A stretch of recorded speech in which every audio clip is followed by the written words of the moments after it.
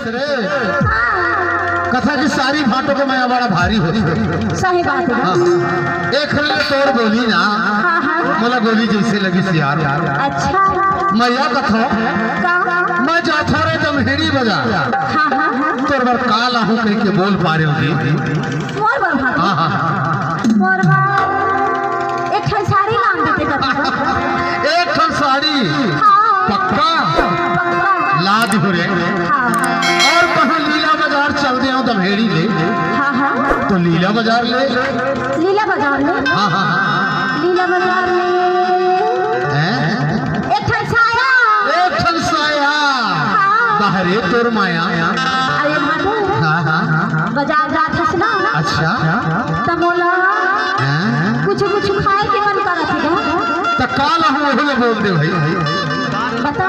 हाँ बता देख भाई गुस्सा पे हम का बता। अरे गुस्साए में कोनो काम नहीं बने बता दो। हाँ बता दे मोला हाँ हाँ मोला जलेबी खाए के मन करत है जो लाल लाल रखे गोला गोला चल पक्का ही लादी हो रे लेकिन कितना सलान हुई कहा कितना है। हाँ हाँ ज्यादा धन मान देगा। अच्छा 6-7 किलो लान देगा तो हो जाए। 7 किलो 6 और 7 जोड़ ले तो हिसाब कर। हिसाब चल ठीक है ला दे जा तो भाई तोर बड़े लाहू सुआ पाखी साड़ी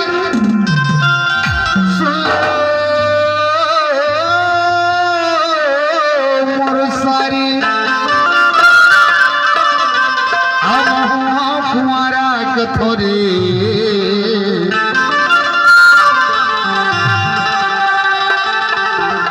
हवस हो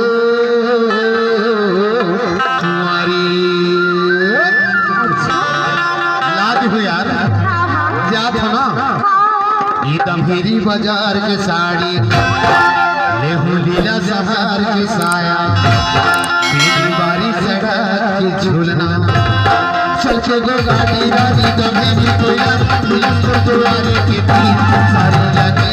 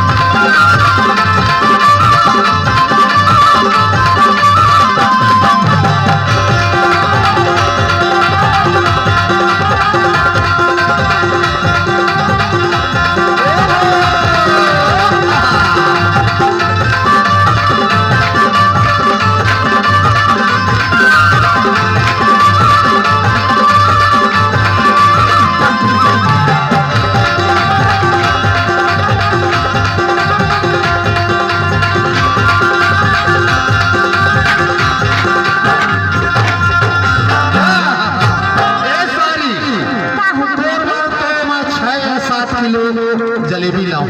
अच्छा फिर सोचा था एक बात कही दूंगा कही दो। अरे जंगल में झाड़ी पानी बाढ़ है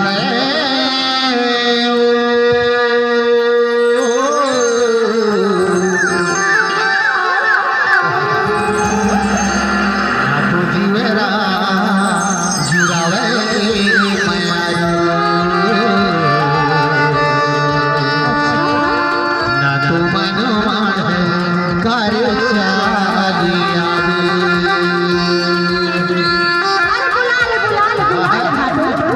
मन मार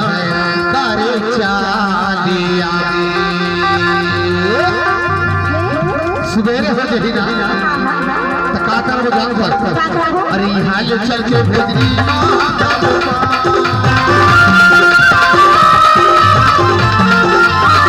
यहाँ ले चल के भेजनी तोर जोड़ी बात रही करो का चलते राज सामो सजवानी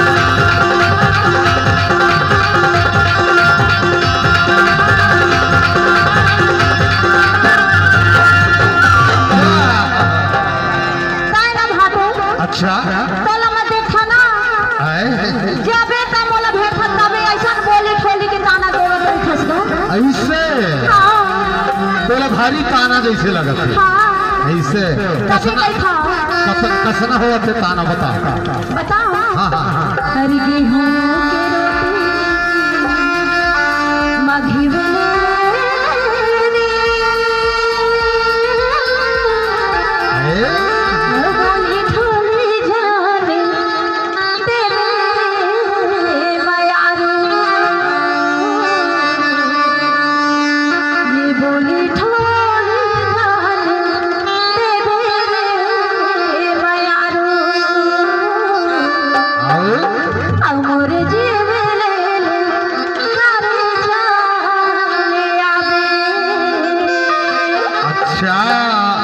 वो बात है ये मोर जीवन तारे चाले आवे